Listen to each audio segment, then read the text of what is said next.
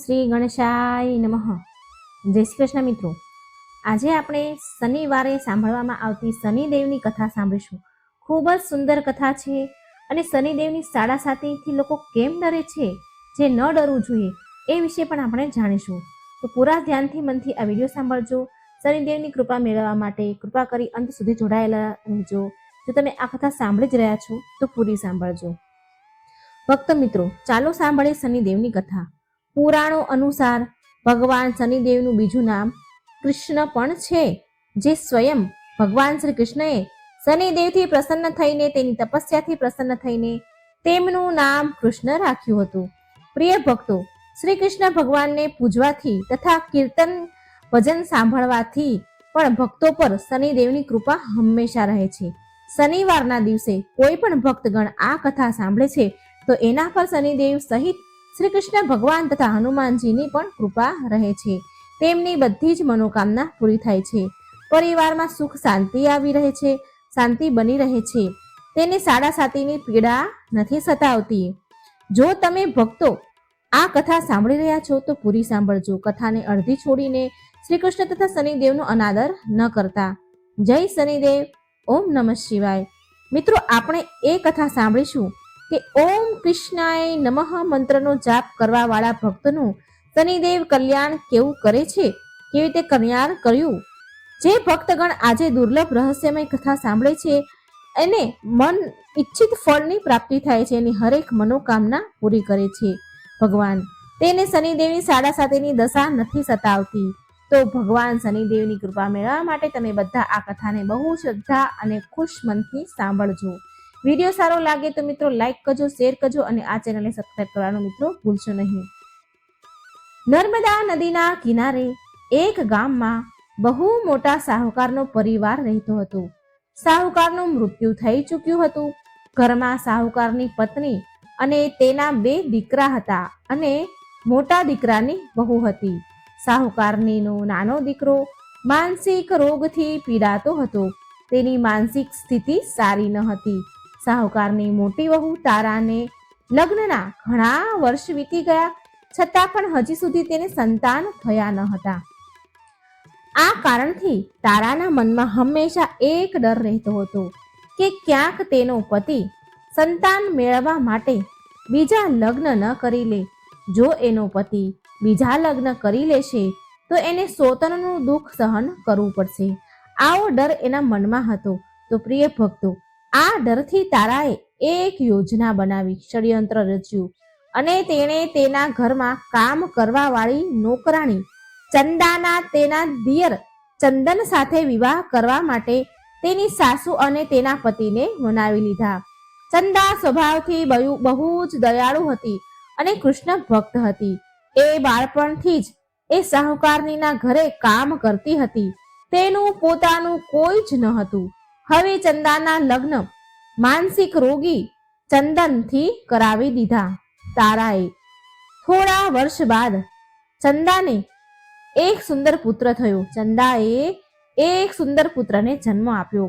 પણ ચંદાની જેઠાણી તારાએ ચંદાનું એ બાળક છીનવી લીધું અને તે ચંદાને ઘરમાંથી ધક્કા મારીને બહાર કાઢી મૂકી અને તારાએ તેના પતિને પક્ષમાં કરી લીધો, એના વશમાં કરી લીધો.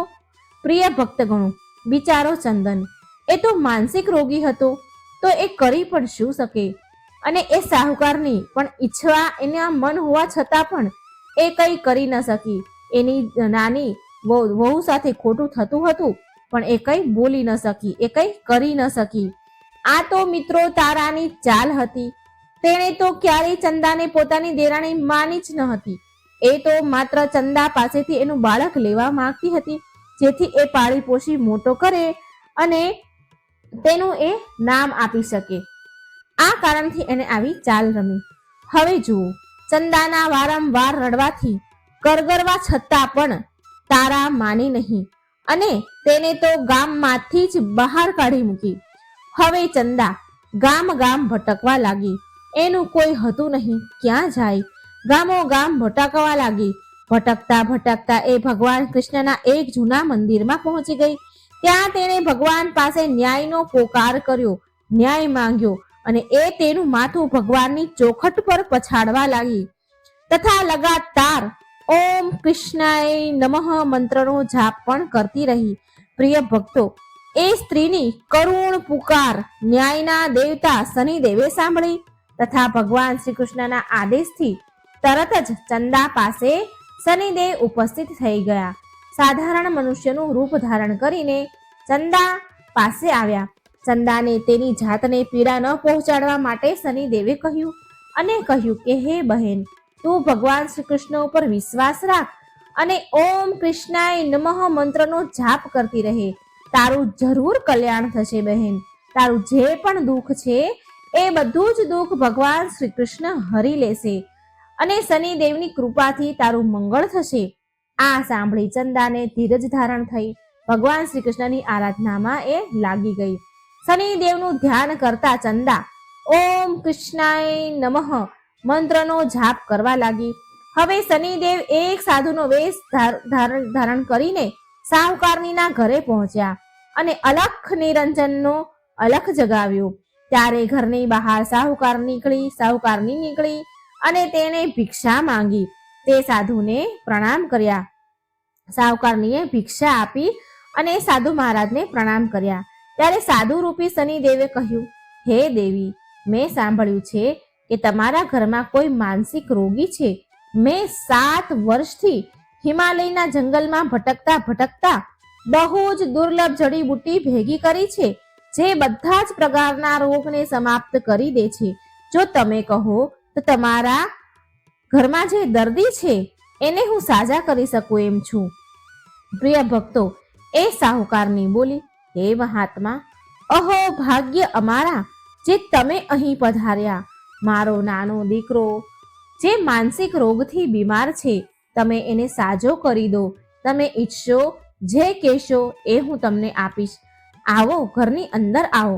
સાહુકારનીએ તેનો દીકરો ચંદન સાધુ મહારાજને દેખાડ્યો, જે હવે ચંદાના ચાલ્યા જવાથી બહુ જ દુઃખી રહેતો હતો. સાધુ મહારાજે તેના કમંડળમાંથી જળ નીકાળી તેને અભિમંત્રિત કરીને ચંદનને પીવા માટે આપ્યું. એ જળને પીતા જ ચંદન બિલકુલ સારો થઈ ગયો અને સાધુ મહારાજે તારાને પણ બહુ જ સમજાવી કે એ ચંદાનો દીકરો એને પાછો આપી દે અને તેની ભૂલને સ્વીકારી લે. પરંતુ તારા તો જિદ્દી માની નહીં અને એ તો ઉપરથી સાધુ મહારાજને જ વઢવા લાગી, ખીજાવા લાગી, ગુસ્સો કરવા લાગી, ત્યાં સુધી કે ચંદનનું સાજું થવાનું પણ તેને ગમ્યું નહીં. એને ઈર્ષા થઈ. આ વાતથી શનિદેવ ખૂબ નારાજ થયા, રૂષ્ટ થઈ ગયા અને ભગવાન શનિદેવની દશા તારાને લાગી ગઈ અને એ માનસિક રોગી થઈ ગઈ. તારા તેનો એક હાથમાં લકવા થઈ ગયો. સાધુ મહારાજના બતાવ્યા અનુસાર ચંદન એની પત્ની ચંદાને ઘરે લઈ આવ્યો અને તેની પત્ની અને બાળક સાથે હસી ખુશી જીવન જીવવા લાગ્યો.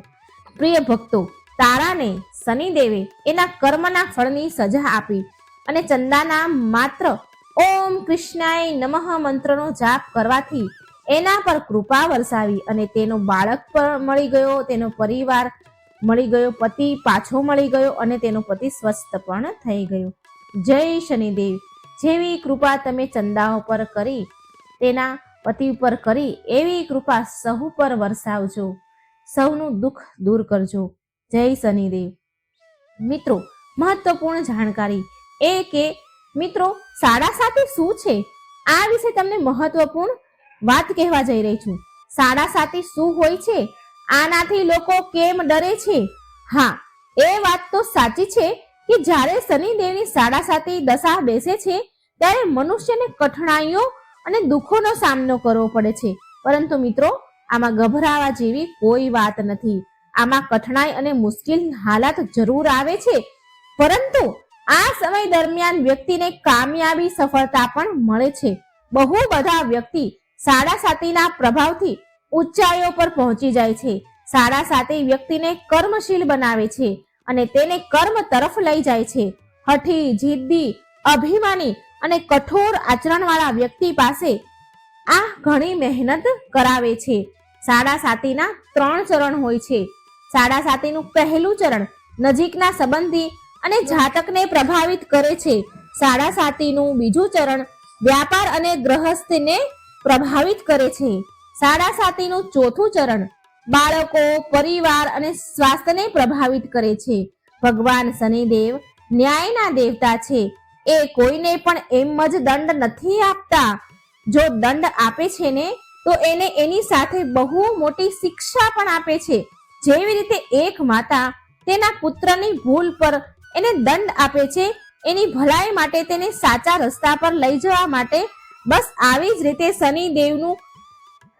શનિદેવ કર્મ અને ન્યાયના માર્ગ પર ચાલવા માટે મનુષ્યને દંડ આપે છે. જેથી એ ડરથી આગળ કોઈ ખોટું કાર્ય ન કરે. બસ આ જ રીતે ભગવાન શનિદેવ તો ન્યાયના દેવતા છે, ન્યાયની મૂર્તિ છે. તેની પૂજા તથા ભક્તિ કરીને વ્યક્તિ ધન દોલતથી સંપન્ન થઈ જાય છે, સફળતાની ઊંચાઈઓને અડે છે. વ્યક્તિ તેના જીવનમાં પ્રગતિ કરે છે, ઘરમાં સુખ સમૃદ્ધિ વૈભવનું આગમન થાય છે, વ્યક્તિનું જીવન સુખમય થઈ જાય છે. ભગવાન શનિદેવને પ્રસન્ન કરવા માટે શનિવારના દિવસે પીપળાના ઝાડ નીચે સાંજે દીવો જરૂર કરવો જોઈએ અને કૂતરાને તેલથી ચોપડેલી રોટલી ખવડાવવી જોઈએ. શનિવારે જળમાં તલ નાખી પીપળાના પાણી ચડાવવું જોઈએ. આનાથી શનિદેવ અત્યંત પ્રસન્ન થાય છે. ભગવાન શનિદેવને પ્રસન્ન કરવા માટે શનિવારના દિવસે પીપળાના ઝાડ નીચે સાંજે દીવો જરૂર કરવો અને કૂતરાને તેલથી ચોપડેલી રોટલી જરૂર ખવડાવી. શનિવારે જળમાં તલ નાખી પીપળાને પાણી ચડાવવું. આમ કરવાથી શનિદેવ અત્યંત પ્રસન્ન થાય છે અને મહામંત્ર ઓમ કૃષ્ણાય નમઃ મંત્રનો જાપ પણ કરવો જોઈએ. આનાથી શનિદેવ ખુશ થાય છે, એમની સાડા સાતીનો પ્રભાવ ઓછો પડે છે.